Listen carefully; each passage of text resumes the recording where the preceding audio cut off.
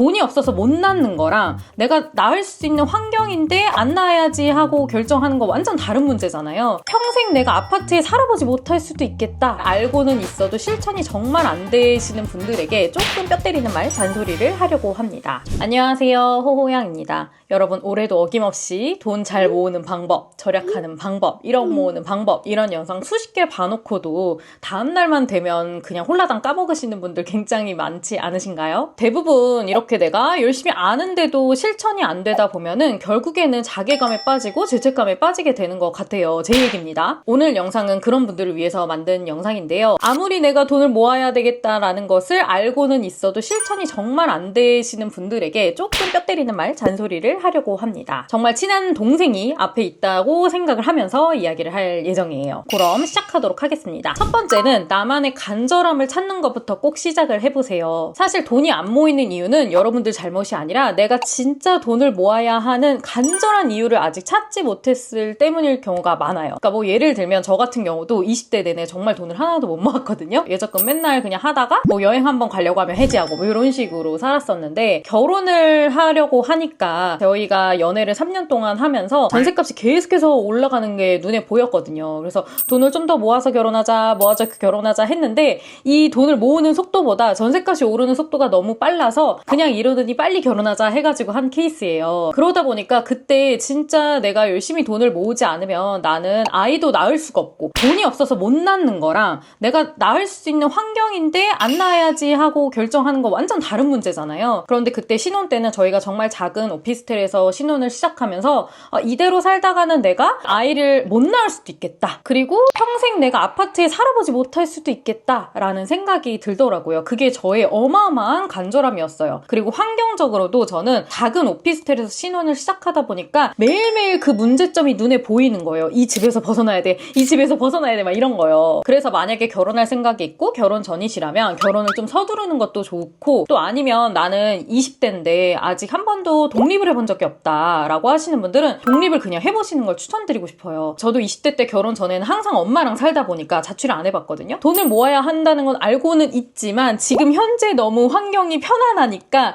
이게 간절함이 생기지 않더라고요. 그리고 또 만약에 결혼을 하신 분들 같은 경우는 결혼해서 아기가 없는 기간이 재테크 황금기예요. 정말 돈 모으기 가장 좋은 시간이거든요. 그런데 우리는 그 시간에 돈을 안 모으고 둘이 맨날 데이트 다니고 여행 다니고 하는데 돈만 너무 많이 쓰고 있다. 이러신 분들은 차라리 2세 계획이 이미 있다면 그 2세 계획을 당겨보시는 것도 도움이 될 수가 있습니다. 제가 최근에 강의를 오랜만에 열었는데 그때 수강생분들의 설문지를 받아보니까 대부분 다 출산 전이시거나 그러니까 임신을 하고 계시거나 아니면 출산을 바로 해서 지금 육아휴직을 하고 계신 분들이 거의 대부분이더라고요. 그러니까 출산이라는 이 이벤트가 돈을 모아야겠다는 어마어마한 간절함을 준 계기가 되었던 거예요. 사람은 결국 조금 간절하게 좀 코너에 몰려야만 실행을 하게 되어 있더라고요. 그래서 너무 내가 편안한 환경에 있다라고 하면 나를 독립을 시킨다거나 아니면 출산을 한다거나 하면서 조금 나에게 강제적인 불편한 환경을 만드는 것도 좋은 방법이라고 생각을 합니다. 두 번째는 현실을 숫자로 계산을 한번 해보는 거예요. 제가 보니까 막연하게 긍정적이신 분들이 정말 돈을 모으기가 쉽지가 않더라고요. 간절함이 잘 안 생기거든요. 그냥 어떠한 환경 내에서도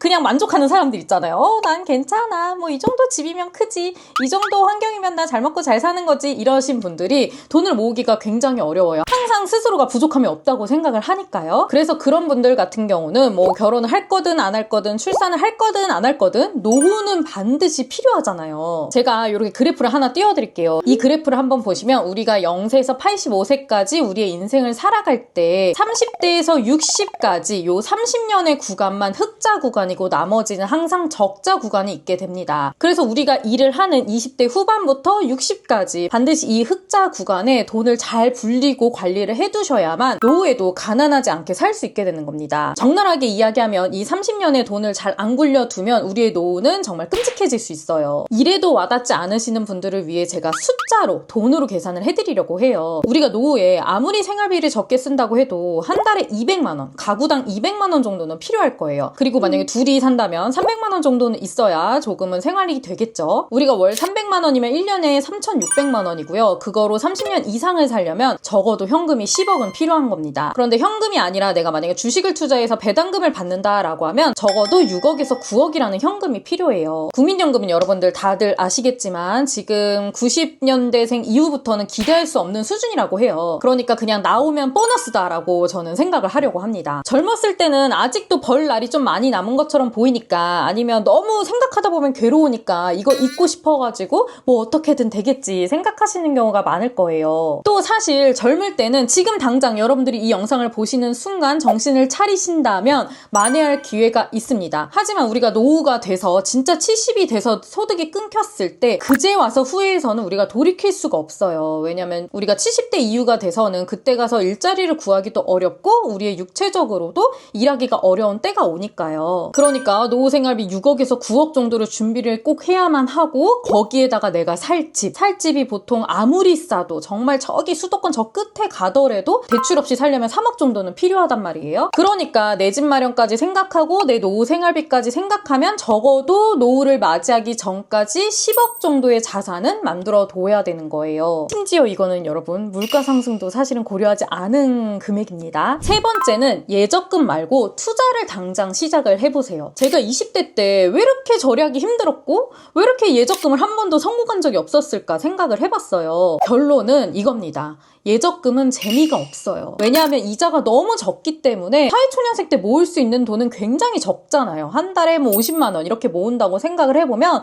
50만 원을 모아서 원금 600에 붙는 이자가 굉장히 소소하게 느껴져요. 사실 내가 쇼핑 몇 번만 안 해도 모을 수 있는 그런 돈이거든요. 즉 소득이 적으면 적을수록 아무리 모아봤자 내 인생이 달라지는 것 같지 않다라는 생각이 들어요. 그런데 한국에선 대인기인 부동산을 투자하기에는 쩐이 부족하고, 그렇다고 투자를 하기에는 내가 아무것도 몰라서 그냥 예적금만 다들 하는 거잖아요. 그러신 분들은 그냥 진짜 유명한 거, 그나마 안정적이라는 거, 워렌 버핏도 유족에게 무조건 사라고 한 거, 그냥 S&P 500을 사보세요. 이 S&P 500이 연금저축 계좌에서도 살 수가 있기 때문에 연금저축에다가 내가 연금 투자를 한다는 개념으로 한 3년쯤 이어가다 보면 통장이 많이 불어있을 거거든요. 그러면 자연스럽게 내가 돈을 쓰는 것보다, 소비를 하는 것보다 투자를 하는 걸, 투자에다가 돈을 더 넣는 걸 좋아하게 될 것이고, 결국에 돈을 모으는 가장 좋은 방법은 저는 내가 돈 모으는 걸 좋아하고 투자를 좋아하는 게 되는 거라고 생각을 합니다. 여러분 어떠셨나요? 오늘 이야기 3가지 듣고 나니까 돈 진짜 모아봐야 되겠다 이런 의지가 불타오르셨나요?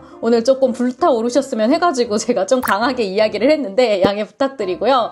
다음 영상에서 또 궁금하신 점 있으시면 댓글에 남겨주세요. 그럼 안녕!